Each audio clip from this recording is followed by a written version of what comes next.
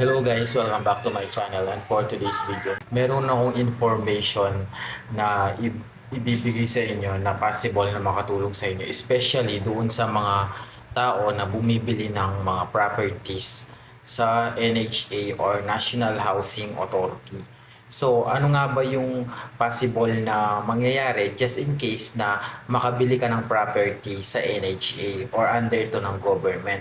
So, di ba possible, may mga nagsasabi sa atin na kapag ka bumili tayo sa NHA is hindi pwedeng ibenta ng mga awarded or hindi pwedeng ibenta ng mga beneficiaries yung kanilang bahay na galing sa NHA. So ano nga ba yung katotohanan?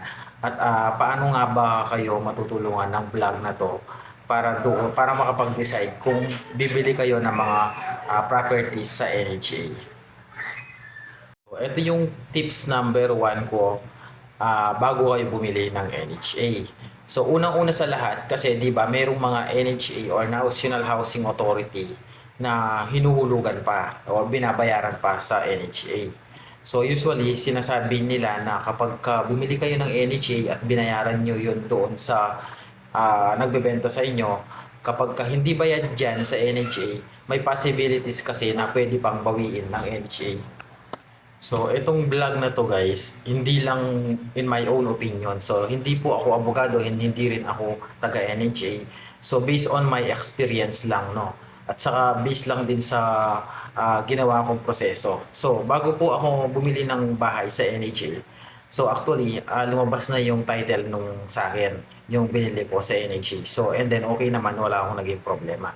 So, dahil nga may alam tayong konti sa batas, kaya lahat ng mga documents na kinakailangan ko is hiningi ko doon sa pinagbilhan ko ng bahay. First tips guys, katulad ng nasabi ko sa inyo is yung kailangan i-check nyo muna yung mga resibo na katunayan na nagbabayad siya, updated siya nagbabayad sa NHA. So just in case na wala siyang maipakitang ganoon guys, so magdalawang isip na kayo kung bibilhin nyo nga ba yung bahay or kung possible kung gusto nyo talaga yung bahay, kayo yung magbabayad mismo sa NHA. So number 1 tips yun. No? Dalawa, tingnan nyo muna kung siya nga talaga yung nakapangalan doon sa property na yon sa NHA. So kung mag-asawa sila, possible dapat silang dalawa yung kakausapin mo at silang dalawa yung pipirma. And then, kailangan po pumunta muna kayo sa National Housing Authority, sa opisina nila sa NHA para i-check nyo doon kung sa kanila kung sa kanila nga nakapangalan yung property na yon.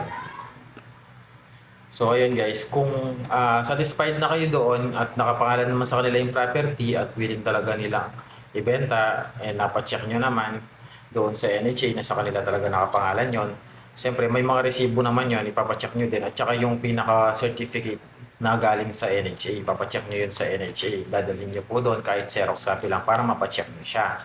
So kapag okay na kayong dalawa with the buyer, with the seller and ikaw, so pwede na kayong magpa-notarize. Ipapa-notarize niyo po 'yon kung mag-a-agree na kayo doon sa payment na ikayo yung magbabayad doon sa NHA. So ipapa-compute niyo muna sa NHA kung magkano yung aabutin na babayaran ninyo sa NHA. Kailangan ma-compute niyo po 'yon kasi meron po yung tinatawag na transfer kapag just in case na mabili niyo siya, kailangan may transfer. So ganito po kasi guys, bawal kasi talaga na bawal po talaga na magbenta ng property sa NHA. So, ang sinasabi naman ni NHA, just in case na mapatunayan na naipagbenta talaga yung bahay, um, since meron kayong deed of sale or waiver of rights, papagawa kayo sa attorney ng waiver of rights, deed of sale, at saka acknowledgement receipt. Hindi po kasi kayo bibigyan ng pinaka deed of sale. Kumbaga, yun kasi yung sabi ng abogado sa akin. Kasi nga, yung bahay is hindi pa talaga totally nakapangalan dun sa tao. So, ang mangyayari, ang panghahawakan nyo dun is acknowledgement receipt yung gagawan sa inyo ng abogado. So, bibigyan kayo ng kopya doon. And then, waiver of rights na katunayan na yung karapatan nung buyer, nung karapatan nung seller is wini-waive niya para kayo na yung, kumbaga kayo na yung pinaka nagmamayari doon. So, gano'n. And pangatlo po, napapagawa niyo sa abogado is yung special power of attorney. Ito po yung pinaka-importante, yung special power of attorney, tsaka yung mga ID. Kung mag-asawa po sila, ipapacheck niyo po yan sa NHA kung kung kanino talaga nakapangalan yan. Kung single lang yung nakapangalan or married. So, kung married, kailangan nandun po yung asawa. Kailangan niyo po yung ID nilang pareho, Xerox, and kailangan hindi po expired yung mga ID nila. And of course, dapat yung special power of attorney, silang dalawa nakapirma din doon. Naman po ng dalawang testigo na pipirma din po doon. So doon po sa special power of attorney, bakit kailangan po ng special power of attorney? Kasi po ang purpose po ng special power of attorney, just in case, syempre, kapag nagkabayaran na kayo, hindi mo na mahahagilap ngayon yung mismong may-ari niyan. So ano mangyayari? Syempre kapag ikaw na yung kumausap sa NHA, may mga papapirma sila doon, hindi na kailangan yung pirmahan nila, hindi na kailangan yung pirma nila. Kumbaga, yung special power of attorney, yun na yung magsiserve na yung lahat ng mga documentation at saka yung mga kailangan nilang papirma sa NHA, since ikaw na yung buyer, so parang ikaw na yung mag-a-acknowledge doon. Parang ikaw na din yung lahat na mag-aasikaso doon. Dahil nga, meron na siyang tinatawag na special power of attorney. So kapag kumpleto na yung documents nyo, nagbayaran na kayo, okay na, cleared na, and kailangan babayaran mo na or okay ka na dun sa nakwenta na ni NHA kung magkano yung full payment, nabayaran mo na lahat yon. So ang mangyayari guys, hindi pa tapos doon.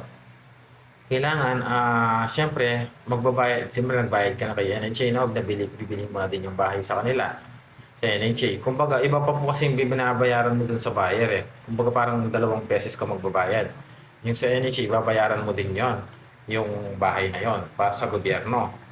So, ang binibenta nila doon, yung karapatan ng isang tao, kumbaga yun kasi paliwanag ng NHA sa akin. Kumbaga parang ang binibili mo doon, hindi yung bahay eh, yung karapatan ng tao.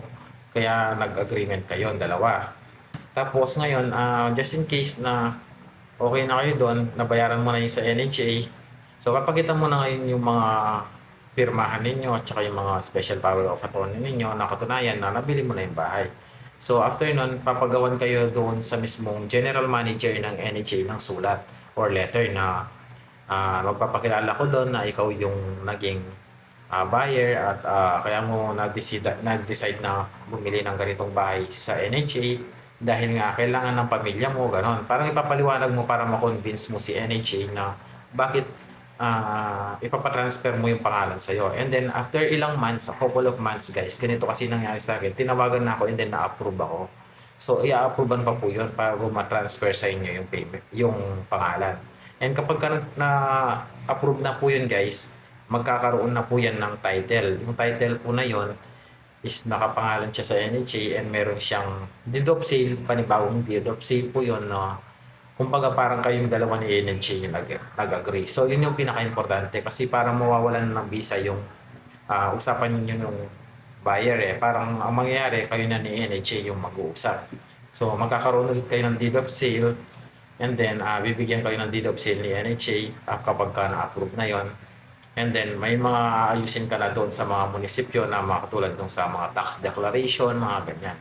So ganun po yung pag-asikaso. Make sure na alamin niyo muna bago kayo bumili ng bahay o mga property sa NHA kung possible siyang mailipat sa inyo. Kasi may mga property sa NHA na hindi talaga pwedeng ilipat.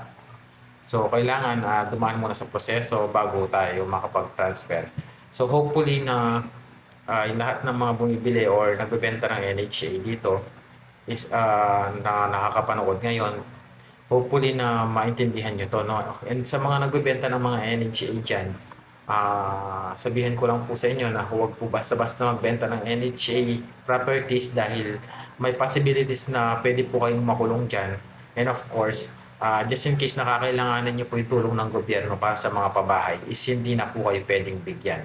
Dahil may record na po kayo doon na pinagbili nyo po yung bahay ninyo na galing sa NHA government.